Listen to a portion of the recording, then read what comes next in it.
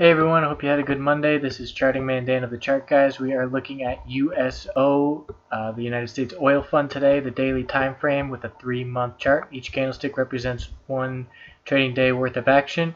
You can see USO was bouncing around back here between the 50-day moving average support and the middle Bollinger Band resistance, and then it turned the middle Bollinger Band support and was just forming a pennant here, and you can see it broke to the downside, and since then it has fallen off a cliff. Today was a big gap down, massive volume, and there was a tiny bit of a bounce at the end of the day, but the bears still controlled all of the day. You can see the RSI is now at 28, entering oversold levels. You've got the MACD making an unsustainable move downwards, and the full stow is also in an oversold level. So USO, looking at where it could possibly bounce, we're going to zoom out and look at the weekly chart here. This is a 6-month weekly chart. Each candlestick now represents a week.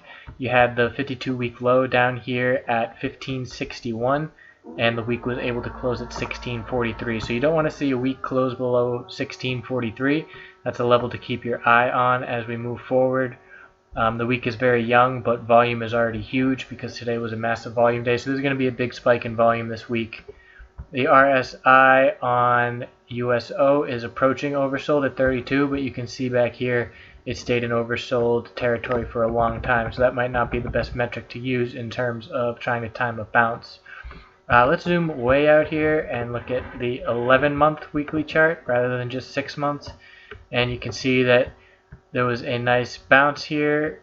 It set in a low. There was a higher high that formed over this one, and now we're coming back down to find another low. So as long as the low stays above this mark, which is the level I just pointed out on the weekly chart, it should be good to go and still maintain that bottom support. But if this level falls, look out below because new 52-week lows are coming and there is no support to hold it back.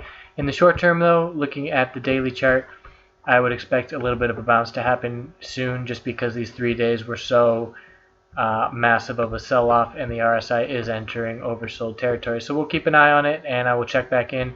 If you have any questions, comments, or would like me to do any video requests, by all means just ask and I'd be happy to help.